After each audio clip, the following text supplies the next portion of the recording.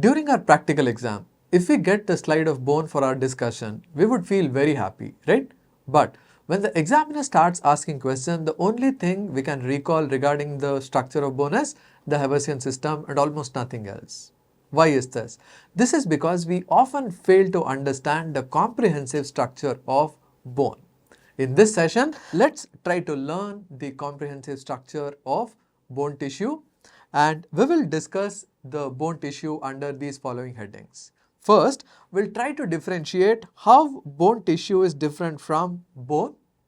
What are the different types of bone tissues that we have? What is the structure of compact bone? How the bone is made up of? Then what are the cells of the bone tissue? And what about the composition of the bone matrix? Let's try to focus on identifying the different types of bones. Bones can be classified in number of ways. Bones are classified based on ossification, the type of ossification. Bones are classified based on their shape. And we will learn about the details of classification based on the shape and ossification in our general anatomy modules. Right? What we will focus here is, we'll try to learn little bit about what are the two common types of bone tissue. The two common type of bone tissues are, one is referred to as the compact bone and the other one is referred to as the spongy bone. Right? So we have compact bone and spongy bone. Now here we have the diagram of a section of femur where we can see these two types of bone tissues. The bone that forms the outermost part of the shafts of the long bones. These are typical examples for compact bone. So these are typical examples for compact bones. Then when we take the epiphysis contains spongy type of tissue, and this is what we refer to as the spongy bone. Our discussion will be focused on the structure of compact bone, which is also referred to as the lamellar bone. Right? So remember, bones can be classified in multiple ways and we will be discussing that separately in general anatomy modules, whereas bone tissue has two important components. One is the compact bone and the other one is the spongy bone. Let's try to understand the structure of compact bone. What we will do for this is, we will actually see the slide image taken from the bone tissue, and remember, this is a ground section, right? What is a ground section? We will learn little bit later. So this is a slide image and this is the pictorial representation of the structure. Let's try to see a magnified image and let's try to understand how exactly these canaliculi look. Let's enlarge this further again. I want you to focus on a single Haversian system. Let's say this is a single Haversian system and this is the Haversian canal, which will lodge blood vessels, lymphatics, nerves, all these tissues.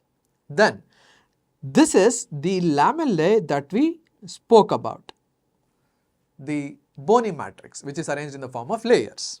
Then here is an osteocyte. This is an osteocyte. Right? If we progress further, we can see these minute extensions extending from different lamellae, right? All these minute extensions, these are what we refer to as canaliculi. And these canaliculi, what do? They connect osteocytes. They connect osteocytes. Right? So this is how the bone tissue looks if you enlarge it further. Remember, this is a 80x magnification of the same ground section that we saw in the previous slide. Right? So this is the structure of the compact bone when we enlarge it and when we want to appreciate the canaliculi and the detailed structure. Right. Once we have learned the detailed structure of bone, let's try to quickly summarize now. Right? We learned that bone tissue is different from bone. Bone tissue is a specialized form of connective tissue, whereas bone is a mixture of bone tissue, hematopoietic tissue, nerve, blood vessels, everything. Right? Then we talked about the two different types of bones, where we said bones can be classified into, or bone tissue can be classified into, the compact bone and spongy bone. The structure of compact bone begins with the periosteum, which has two layers, outer fibrous and inner osteogenic layer, and then it has an inner circumferential lamella where bony matrix is laid down.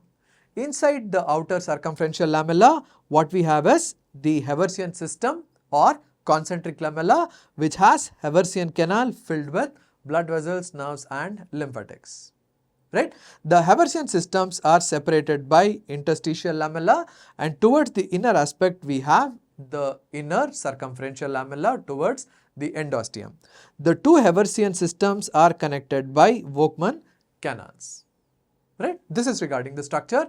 Then we talked about composition of the bone, where we said bone is made up of bone cells and bone matrix, and bone cells include osteoblast, osteocyte, osteogenic cell or osteoprogenitor cell, and osteoclast, including periosteal cells. 5 different types of cell I want you to remember.